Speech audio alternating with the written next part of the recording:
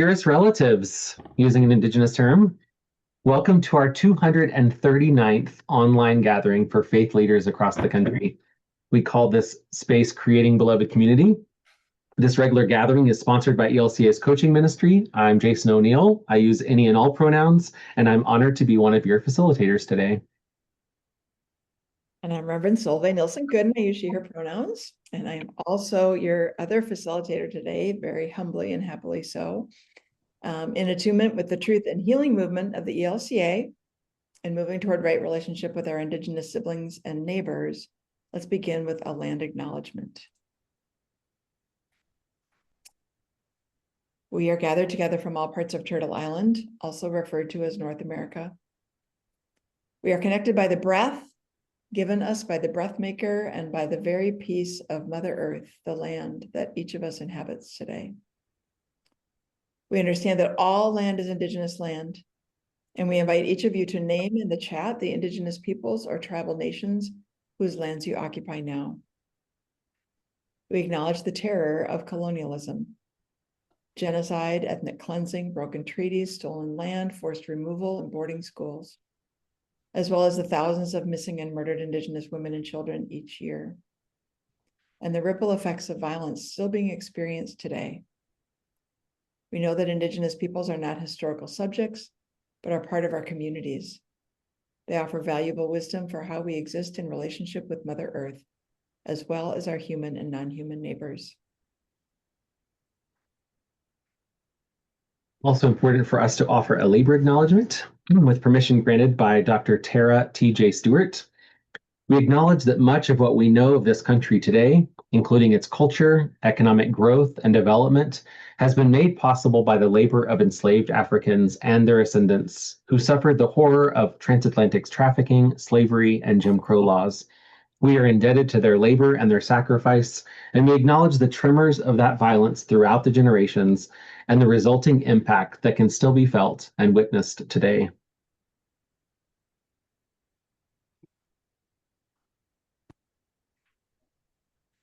Another vital part of creating beloved community is fostering a sense of belonging. So we invite you to update your name in Zoom to include your pronouns. This is just one more way we can express welcome for all of God's children. And at any point during these gatherings, you may access captions options in the Zoom menu on your device. It might also show as an icon with the letters CC in a box. You may need to click on 3 little dots or swipe to a different screen within Zoom to access this option. So we'll continue our work today toward healing and justice by entering into a place of peace and listening together. I invite you to take a deep breath. Enter this space. Through these regular gatherings, we have developed a covenant of how we enter and interact in this space. We're committed to creating a safer and braver space where each of us are able to bring the truth of who we are and how we're doing. If you share something today that you wish for us to edit out of the recording, just let us know afterwards. And with all of this said, we affirm these conversations are meant to be an intentional step to live more fully into God's dream for us as the body of Christ, the beloved community. As Bell Hooks wrote in All About Love, oops, my screen changed. Rarely, if ever, are any of us healed in isolation. Healing is an act of communion. So today and every second Wednesday of 2025, we will journey with Indigenous author Vine Deloria Jr. and engage with Custer Died for Your Sins, an Indian manifesto. A reminder about our journey together. We are all learning from this Indigenous elder through his writing. So Solveig and I are not teaching this. We're just facilitators in this space. As such, it's important to begin our reading circle each month with this context from the last paragraph of the preface. But the Indian task of keeping an informed public available to assist the tribes in their efforts to survive is never ending. And so the central message of this book, that Indians are alive, have certain dreams of their own, and are being overrun by the ignorance and the mistaken, misdirected efforts of those who would help them, can never be repeated too often.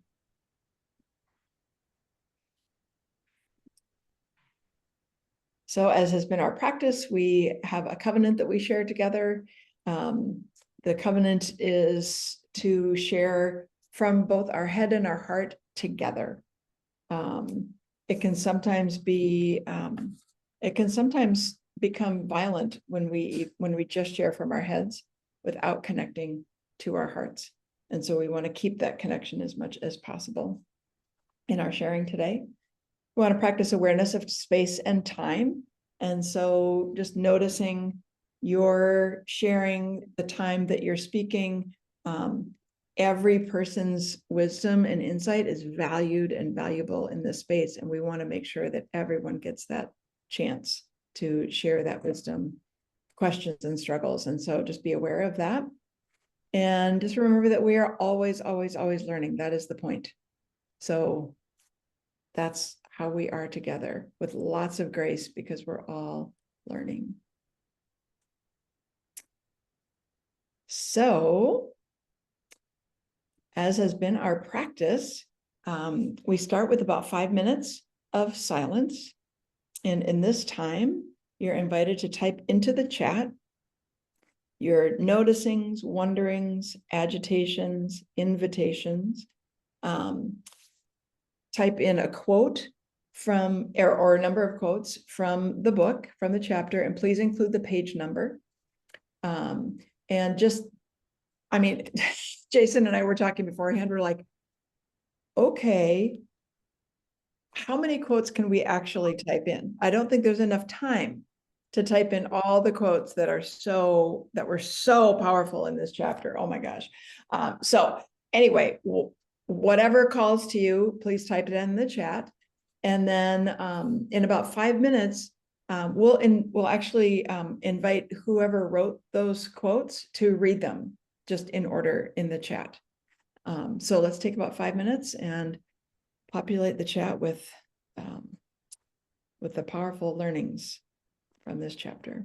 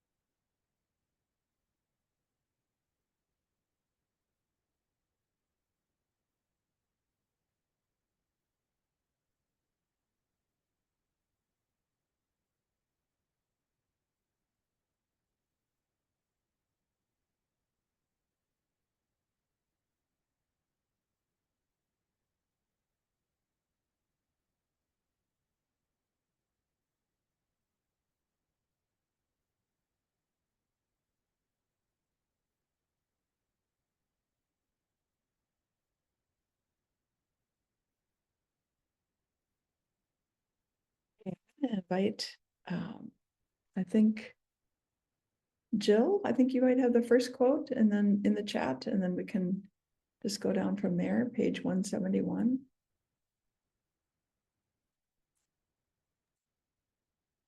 Do you want to read that out loud, Jill? Recently, Blacks and some Indians have defined racial problems as having one focal point: the white man. Okay, and from page 174. But the understanding of the racial question does not ultimately involve understanding either Blacks or Indians. It involves the white man himself. He must examine his past. He must face the problems he has created within himself and within others. The white man must no longer project his fears and insecurities onto other groups, races, and countries. There is no basic antagonism between black and red, or even between red and white. Conflicts are created when Indians feel they are being defined out of existence by the other groups. The obstacles faced by each group are different and call for different solutions and techniques. What the white cannot understand, he destroys, lest it prove harmful. What the Indian cannot understand, he withdraws. But the Black tries everything and fears nothing. Page 195. The early colonists did not flee religious persecution as much as they wished to perpetuate religious persecution under circumstances more favorable to them. They wanted to be the persecutors. 175, the white man must learn to stop viewing history as a plot against himself. Mm-hmm. Page 188. White culture destroys other culture because of its abstractness. As a destroyer of culture, it is not a culture, but a cancer. Page 178. Land has been the basis on which racial relations have been defined ever since the first settlers got off the boat. A repeat of what I said from page 188, white culture destroys other culture because of abstractness. As a destroyer of culture, it is not a culture, but a cancer.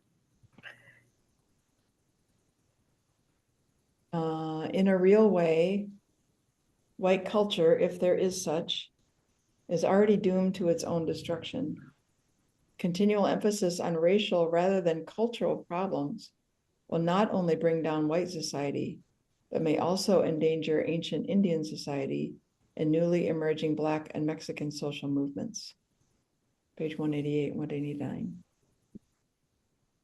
Page 175, not only did European tribes lose their religion, they were subject to new forms of economic, which totally destroyed them.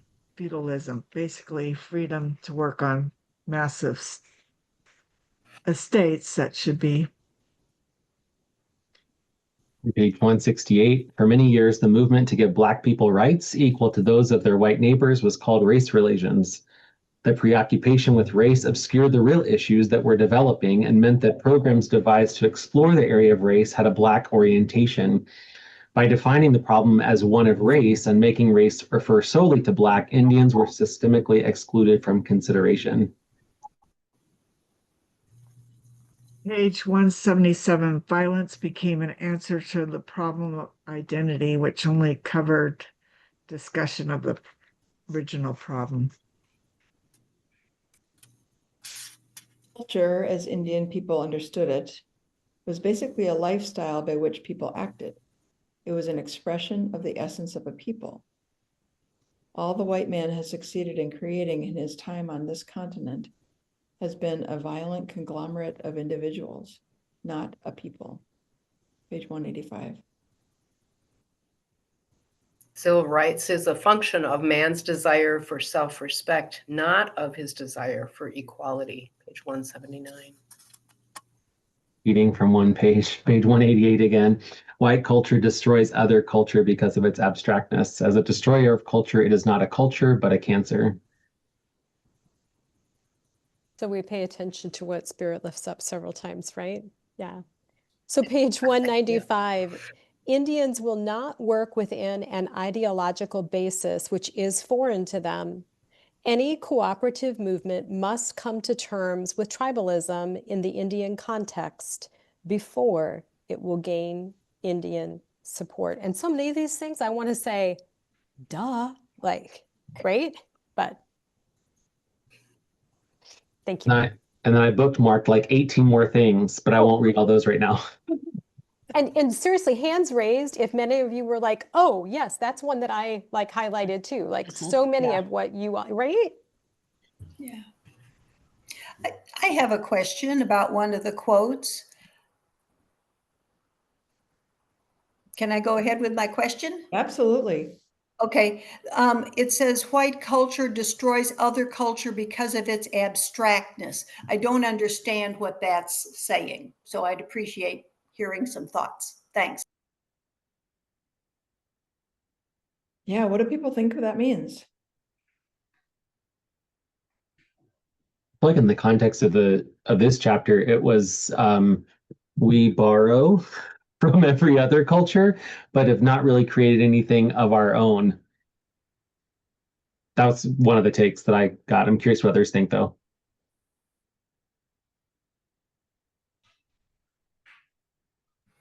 I guess the one unifying thing I can see is a pattern of dominance, and whatever goes along with that.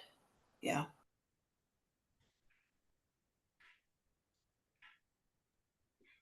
I And- think and- all, sorry.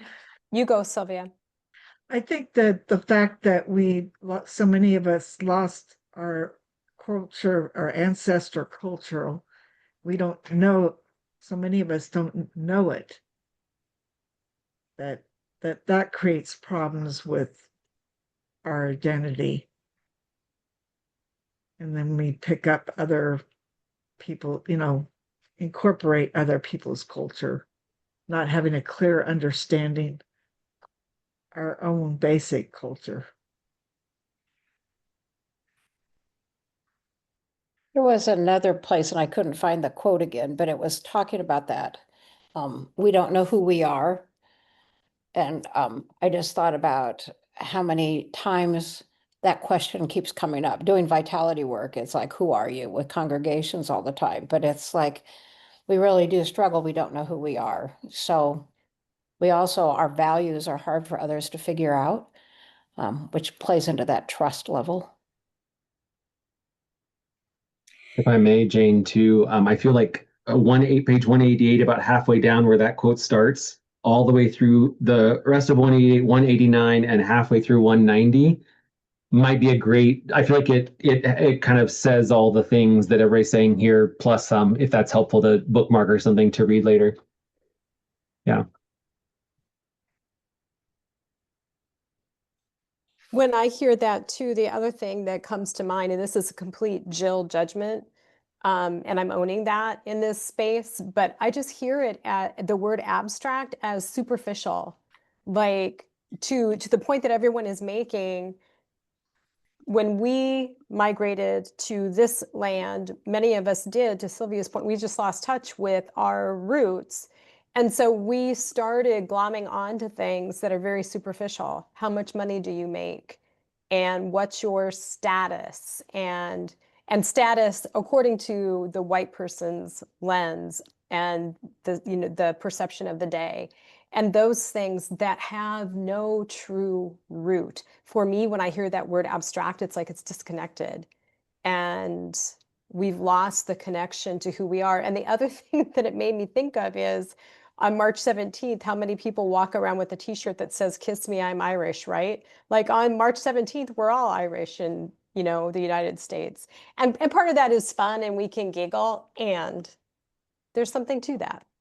So I sound so snotty today. I'm gonna pipe down.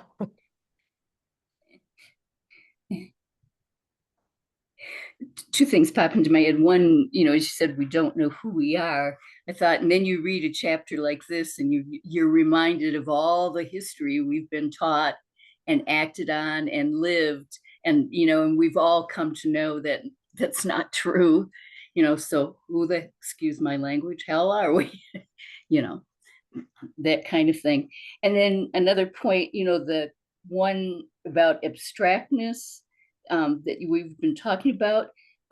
There's another quote that goes with that word. White solutions fail because white itself is an abstraction of an attitude of mind, not a racial or group reality. That's the middle of 189. I think that helps define some of that abstractness too. I know I really wanted to type like from halfway on 188 all of 189, and like I feel like all of those paragraphs are so maybe clarifying, defining, I don't know, something.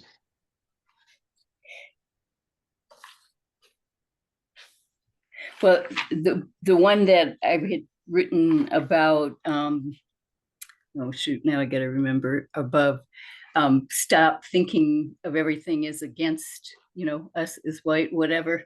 I thought, my gosh, that's the leadership nowadays, you know, and part of our struggle too. I mean, it's really playing itself out again. I mean, it does all the time, but that's just my opinion anyway.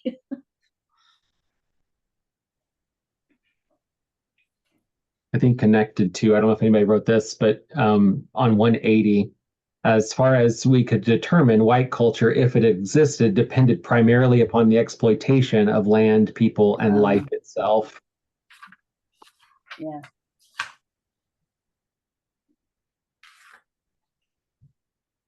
Also, I thought that whole idea of who are we and not knowing that connected when we got more toward the end of the chapter, and it talked about also homeland, having a homeland to go back to. And that whole thought, again, like Jill said too, when we're all think that we're all Irish that day, we're all this or that, but that whole concept of the homeland and the comment about reservations, and Blacks didn't have a reservation. But I thought that whole thing tied in with values and who are we?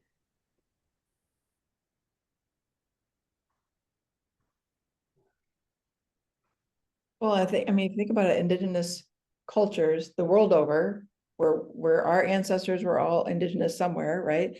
The culture itself comes from the land.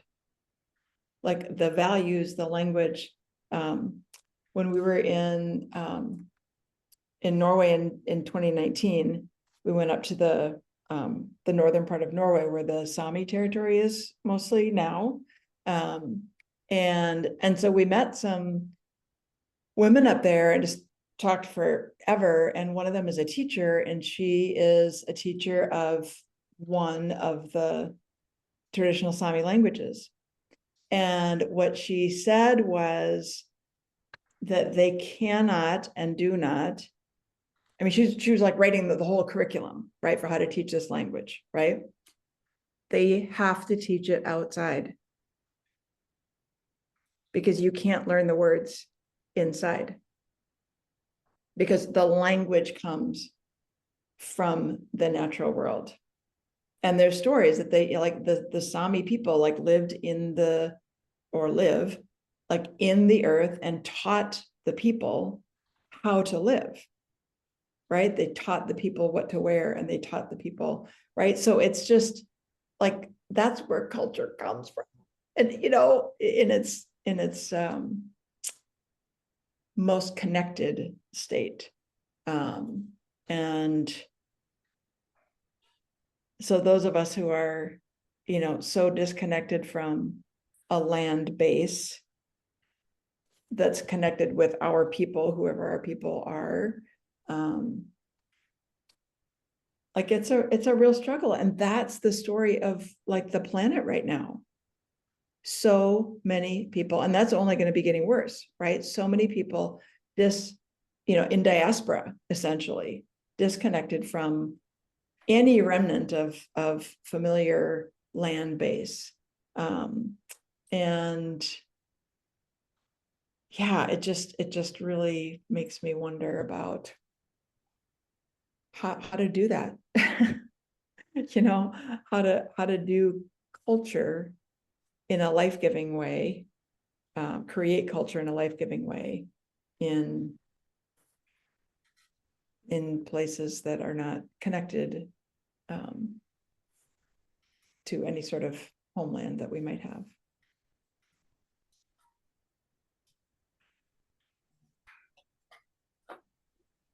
And how do we change culture if we don't even know what our culture is?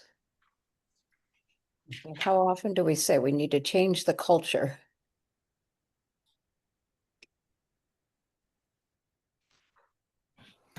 Oh, go ahead, please. One of the things I've found helpful in conversations around characteristics of white supremacy culture is it lifts up some things that are so endemic in our white culture to be able to see them as characteristics. And that opens the door then to what are other options. And that's where I hear following Jesus, living the gospel, because the gospel is nothing like white superiority culture. It is a place of connection. It is a place of going to the margins. It's a place where all are welcome. And so I think the church has a powerful place to stand. But I've also found working with my own congregation on this is it's hard to see white supremacy culture in us because it is so deeply entrenched in everything we think and breathe that we struggle to see it. I haven't been able to be part of this group, and so I'm not going, I don't know what's been said and what hasn't been, but I always think the word culture is so different because it probably means different things to different people. And I was wondering if this author has said what he means by that word, culture.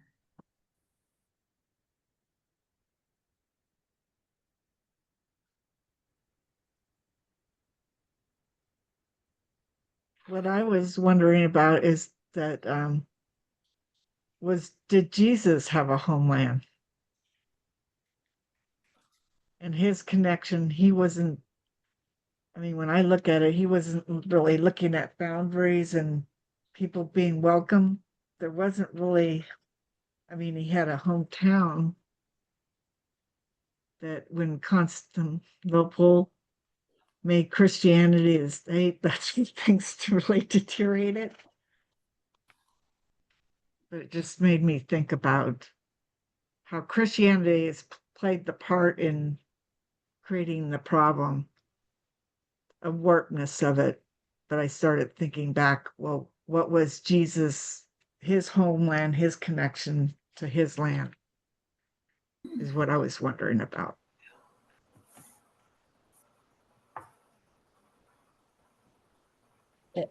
Jen, I'm wondering, and I don't have that answer for your question on that, but does somebody have a good definition of what he's calling culture?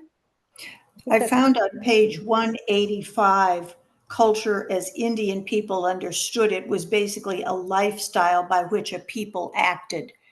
And as I have visited the Macaw people on the far northwest corner of the US, and they are more intact because they are so far out. And just the sense of the way they live and relate, and it ties to the land, but it ties to caring for each other. And so I think it is a way of a lifestyle, but it's lifestyle growing from the earth, the community, the land, and then caring for the people in the tribe. And I see that Jill put something in as well. And then I guess I was thinking that the US and Canada too, what a crazy place where it's just filled with people except for the Indigenous folks who all had to leave their culture, especially when it tied to the land. And so how could we have a shared culture?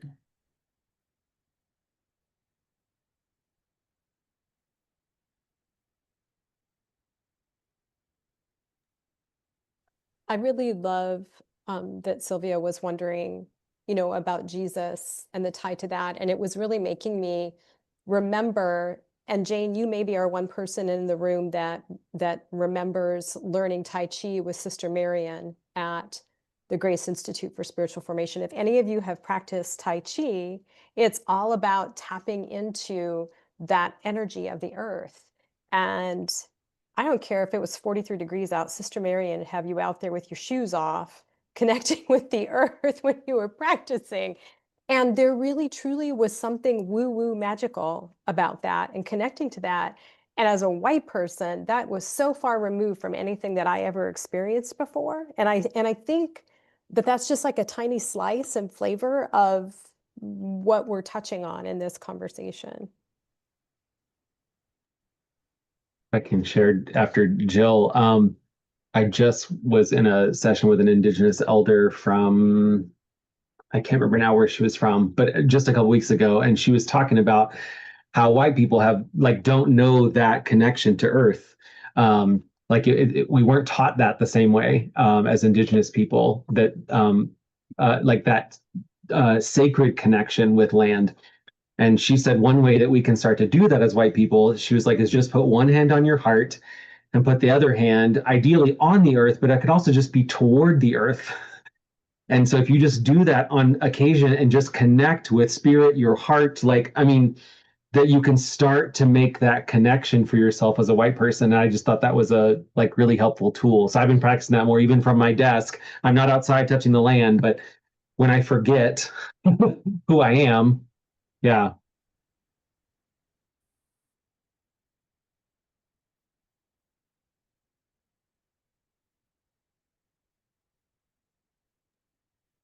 I was also struck, I don't know what page it was on, about, that Israel was given back like the homeland.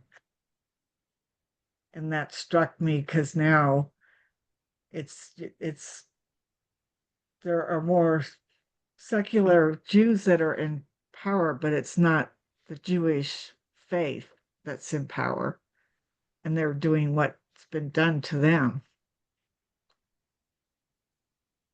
So anyway, it just struck.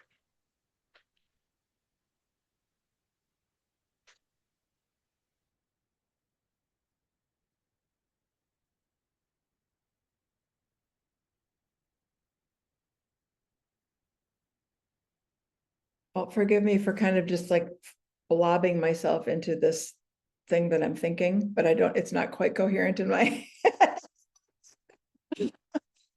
But in this conversation in the chapter, I've been thinking about the power of evangelical fundamentalist Christianity in this culture, in white culture.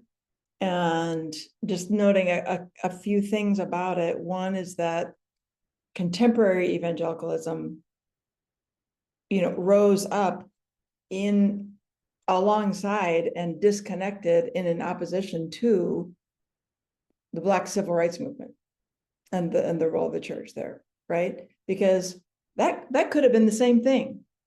This could have been Christianity, right? But no, that's not what it was about. And so as this grew and grows, it's almost like they're naming a truth about American culture that's not entirely untrue, right? The lack of values, whatever, however they would describe that, critique, American culture. And so they've been able to essentially say, we need to establish a Christian culture.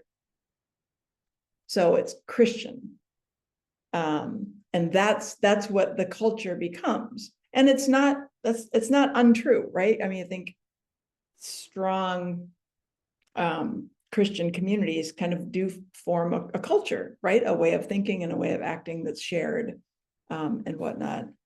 And then I just watched the recent CNN interview with the with the evangelical pastor from Idaho and their pastors who want to take away women's right to vote, who want people to vote as families to vote as households.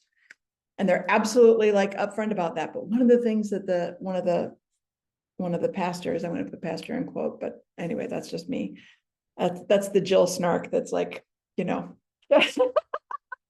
anyway, said, he referred to the atomization of our culture, that voting as a household is a corrective to the atomization of our culture. Now, I would say you're right about the atomization of our culture, because we've been made into like a whole, group of individuals that are disconnected from each other.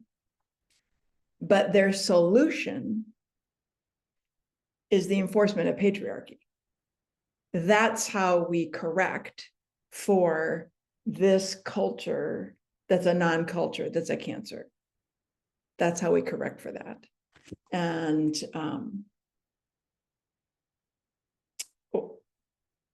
just wow, I mean, it just kind of makes me sick to my stomach that's the corrective in their minds, and yeah, it just gives me pause about to think about myself being a Christian, being a Lutheran Christian, and how do I participate creatively and constructively around creating or cultivating like a positive, well, I'll say white because I'm not sure what else to say at this point, but a positive culture that white people can participate in an authentic way. So that was my big blob. I don't have anything else to say, but if anyway. Well, the individualism is where we went wrong. So if you were actually voting as a household, then it would mean that you're voting, if you were truly doing it correct, you'd be voting as a community and bringing back the thought of community. Well, how is this going to affect the whole instead of me as an individual? That would help to bring a better harmony. And that sounds a lot like Jesus, doesn't it? Yes. I'm wondering, would we be doing away with voting if we were talking in community and coming up with solutions together? Is voting even a thing? Yeah. At least how we do it now. Well, the right has a really great corrective for that, and they're working on it really hard to get rid of voting altogether.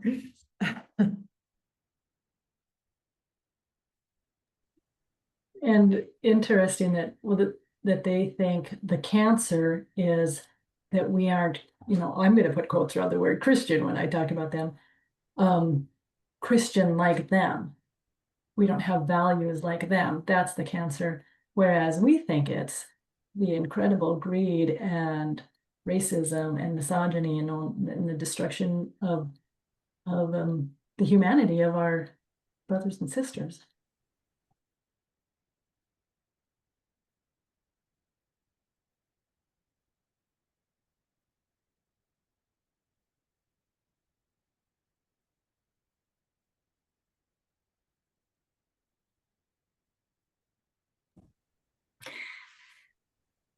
I wondered at the church-wide assembly when the evening, it was the evening of the banquet, they did a litany to close the session.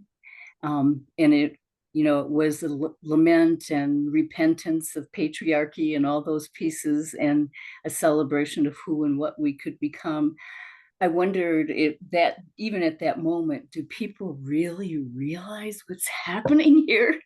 I mean, I'd never thought we'd do that as a whole church, that we passed it a couple of years ago, but that now we would confess that sin publicly and then pray.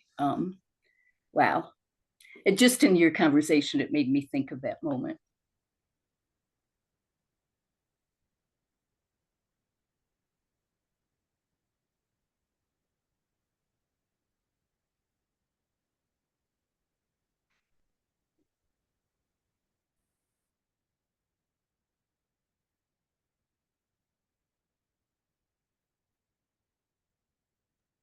I appreciated the comments as more recent history. So it was history I could remember, as you talked about Jack Kennedy, about Robert Kennedy, some of the folks involved in our government, and that was my age. I could remember a lot of those, but I appreciated the way that was explained. How some of those pieces were pointed out, who was coming from where. So I appreciate it. I keep reading this so often going, they just wrote this last week, right? You know, because there's just so many things. It's like, yes, yes, yes. And then it's like, oh yeah, he wrote this when? But so also it was nice to have that piece of history.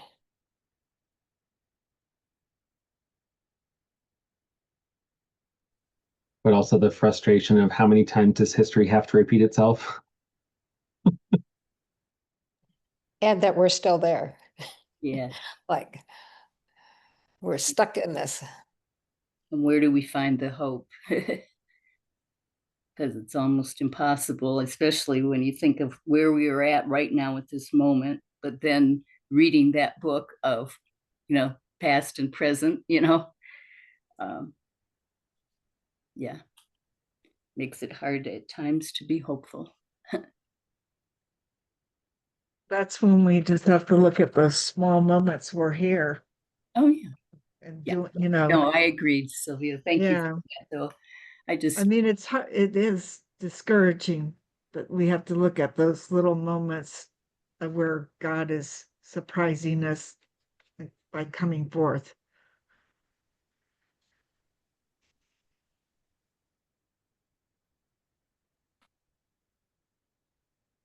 We lost somebody. yeah. Yeah. Jane said she needed to go in the chat. Oh, okay. I didn't see that. All right. Okay. Well, I think too, like, I mean, just speaking from my privilege, right? Like, I didn't know a lot, what, I don't know what I don't know until I know it. But Right. as a white man in the US, protected from all this stuff, I thought things were getting hopeful, right, for decades. But then reading through the Indigenous land, and the more I talk to Indigenous people, they're like, yeah, it's never changed. Like, it's always been horrible. You were just protected as a white person because the system, right? Like, so in some ways, it's not been hopeful. It's just been through the white lens that I think we see those like little blips. Not to say there's not a reason for hope, but just, yeah, maybe I'm forming thoughts as I'm saying them as well. But, we elected an African American president, and I thought, all of us, I think, thought, we'd take this big step. If anything, it's probably triggered a lot of this. And now, we as an ELCA just elected an African American bishop and secretary. And one of my African American friends, I said, so how do you feel about this? She said, I'm worried for them. So That's why we got to continue promoting that we actually work on the issue, do the work instead of just making the statements, which are, important beginning. Because there's going to be potential backlash. This conversation reminds me that over the last 9 months, when I was in communal spaces where people were voicing just terror and concern over what was coming with, and I'm going to be political, Jason, you can delete this out if you need to, but over the current presidential administration and what was coming, it was colleagues of color that kept coming to microphones saying, we've been dealing with this forever. You're going to survive this. It's just the first time that you have felt this and you have felt the threat. And, and saying it with love and respect and complete seriousness that, yes, white person who now is up against other whites that have disparately different worldviews, you're feeling what this pressure feels like. And we are standing here showing you, you will survive this. And yeah, it sucks and it's not easy. And you may need to bring some snark to the table to get through. All righty. We need to back up the new ELCA administration. It's so important that we're, for us that have become aware of what's been going on, we really need to back them up. And in light of this chapter, like for us to be really nuanced about that, really intelligent about what it means to support these two new leaders, right? And because it's not about race, or it's not just about race, right? I mean, that just blew my circuits over and over and over again with this chapter. It's like just peeling apart, like to frame everything as racial obscures so much. It obscures culture, it obscures the entire Indigenous experience in this country. And so, yeah, so how can we really, really keep growing in our maturity and understanding to be able to support wisely and broadly, in this process? We were discussing this in our text study, and it always comes up about our humility. I mean, I'm in the CR Pacific Senate, and we were a number of bishops ago propped up like we were the ELCA.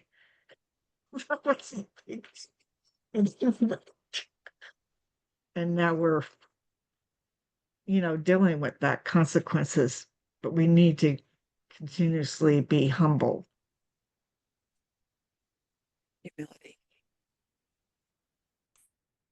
Baba, what if we made humility like part of the culture of what it means to be white? Mm. Mm. Could we just do that? Well, that's what Jesus was claiming, but was he white? I mean, right? That's revolutionary. This is what it means to be white. Is to be in a position of a coaching, well, maybe not, but at least the curious and listening first posture. Well, I think focusing on Jesus and not the race aspect of it. That's what it means to be Christian, a follower of Jesus. I like what you wrote, Jill, posture of remaining curious and asking good questions and listening first, because that's one of the things I hear so often too, is that we have not listened. We come in with solutions.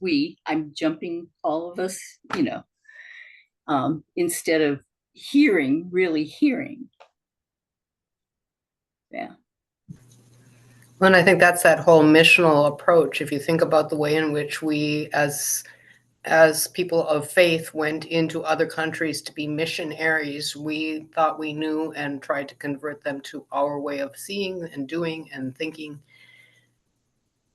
rather than being curious and listening and seeing the wisdom that they have themselves. Here we come to save the day. Well, and I would invite us too to remember, if we're gonna claim to be humble, and if that's the posture that we'd like, that also involves listening and not creating our own white. This is what humble looks like when you're white, because we have many saints and many mentors out there that could teach us what humility really looks like and what being humble really looks like. I have a fear sometimes when we decide, oh, we'll do something. And I totally agree. I like the idea of let's claim humble. But then what we do is we take it and then we just create our own brand new definition. And in doing that, I think sometimes then we think, pat ourselves on the back. So how do we do this and do it well? Because I think this suggestion is really powerful.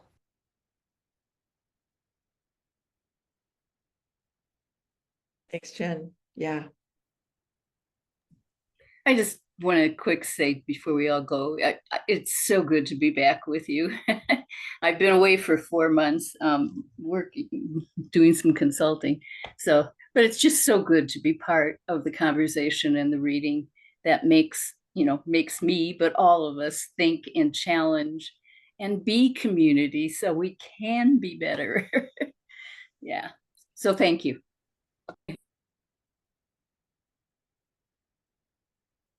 Yeah, well, wow, what an hour. Thank you, everybody.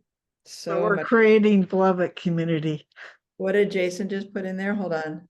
Oh, I was being snarky. I said I heard Jill's invitation to bring a healthy serving of snark to the next.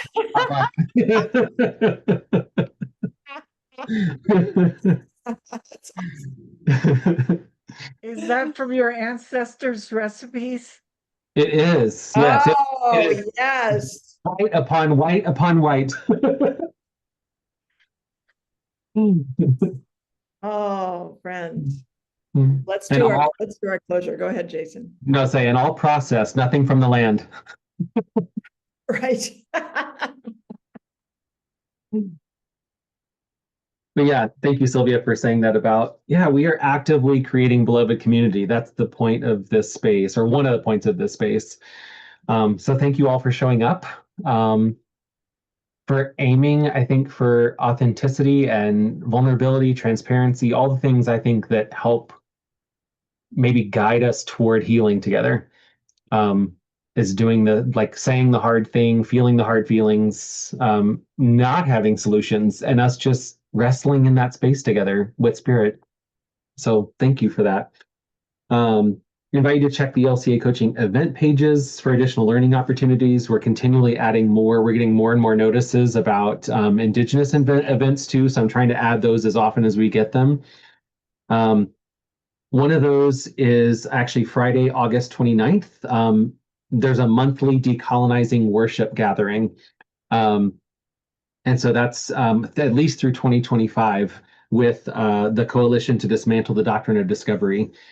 And then in this space next week, we have Creating Beloved Community, Nobody Journeys Alone, with Jen Kunka and Reverend Carlton Rogers. And our next reading circle, the second Wednesday of September, which is September 10th, we'll be doing chapter 9. So, friends, as you leave here today, please remember that you are seen, that you are valued, and you're loved. Go in peace. And so are you. Thank you for that.